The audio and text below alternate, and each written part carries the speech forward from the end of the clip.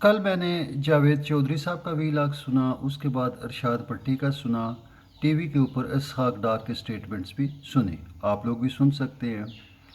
تو پتہ چلا کہ اس بجٹ کے اندر انہوں نے یہ کیا کہ سینٹ کے چیئرمین کے لیے اور ان کی کابینہ کے لیے کوئی ایسے آپ کہہ لو کہ یہ لوگ ریٹائر ہو جائیں تب بھی یہ ان کے ساتھ 8-10 غلام جو ہیں وہ نوکر جائیں گے، ان کی سیکیورٹی ہوگی۔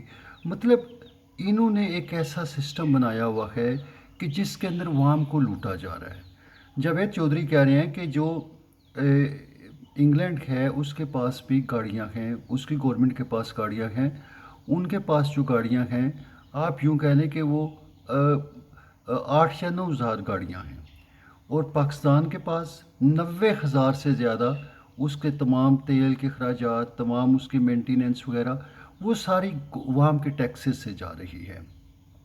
ایک دفعہ ایک ٹی وی پہ پروگرام آتا تھا، اس میں کوئی بندہ تھا وہ ٹیکس نہیں دے رہا تھا، تو دوسرے نے پوچھا کہ آپ ٹیکس کیوں نہیں دیتے ہو؟ اس نے کہا میں ٹیکس چور نہیں ہوں، مگر میں ٹیکس اس لیے نہیں دیتا کہ یہ ٹیکس عوام کے اوپر نہیں لگتا بلکہ کچھ لوگوں کی جیبوں میں جاتا ہے، اور میں نہیں چاہتا کہ میری محنت کی کمائی ان لوگوں کی جیبوں میں جائے۔ اگر کوئی بندہ اس ٹائم یہ کہتا ہے کہ کچھ لوگوں نے اس پاکستان کو غلام بنا رکھا ہے، عوام کو غلام بنا رکھا ہے، عوام کو لوٹ رکھے ہیں، عوام کے اوپر سانپ بن کے بیٹھے ہوئے ہیں، بلیو می کہ وہ بندہ سچ کہتا ہے۔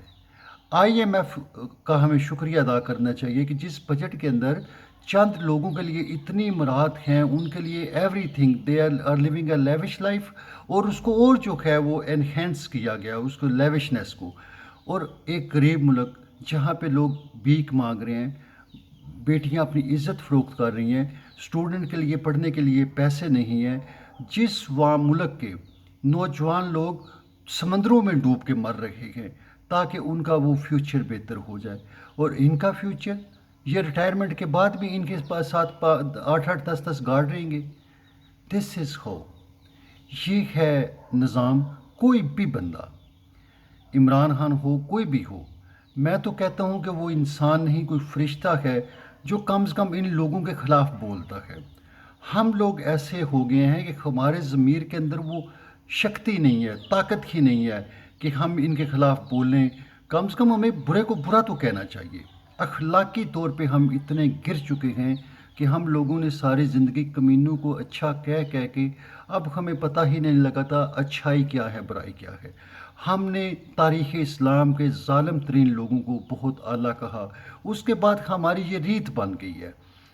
حکمران کو ہم نے ذل سبحانی کہنا ہے، یزید کے سامنے ہم نے سجدہ کرنا ہے۔ This is how we are living. یہ ہے اسلام، یہ اسلامی اسٹیٹ ہے۔ آپ لوگ اس کے اوپر سوچیں، غور کریں، اور ہمیں ایک لایا عمل اپنی کم سے کم اپنی زندگی کے اندر تو یہ اپنانا چاہیے کہ کم سے کم جو لوگ عوام کو خون نچوڑ رہے ہیں، غریب عوام کا، جن کے نوجوان سمندروں میں ڈوب رہے ہیں، ہمیں کچھ نہ کچھ کرنا چاہیے، کچھ نہ کچھ بولنا چاہیے۔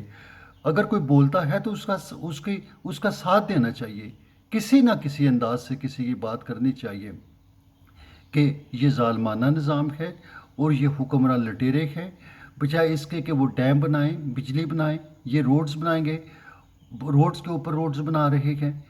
کیا مقصد ہے ان کا؟ دنیا میں پولوشن جو ہے اس کی صورتحال کیا ہو رہی ہے، اور ان کو اپنی وہ کریز پڑا ہوا ہے کہ انہوں نے یہاں روڈ بنانا ہے، وہاں روڈ بنانا ہے۔ کیا پاکستان کی یہ روڈ کے علاوہ اور کوئی ضرورت ہے ہی نہیں عوام کی؟ اوپر سے ہاؤسنگ سوسائٹی بنا رہے ہیں۔ اگلے 10 سالوں میں انہوں نے ملک کا ایسا دیوالیہ نکالنا ہے کہ لوگوں کے پاس کھانے کو آج گندم ہے نہیں ہے، آئندہ بالکل بھی ختم ہو جائے گی۔ اور یہ حکمران ہی پلان حکمران نے کرنا ہوتا ہے۔ So we should think about these people کہ یہ کر کیا رہے ہیں، اور ہمیں بھی سوچنا چاہیے کم سے کم ان کو کچھ نہ کچھ کہتے رہیں، برے کو برا کہتے رہیں، تب ہی آپ کا ضمیر زندہ رہے گا، آپ کی روح زندہ رہے گی۔ جو برے کو برا نہیں کہتے ہیں وہ بے ضمیر اور مردہ روحیں ہیں، زندگی کے اوپر وہ لاشیں ہیں، چلتی پھرتی لاشیں ہیں، ان کے اندر نہ انسانیت ہے، نہ اخلاق ہے، کچھ بھی نہیں ہے، وہ کمینے لوگ ہیں۔ کمینے ہو کے جینے سے بہتر ہے انسان نہ جیے۔ Thank you, have good time.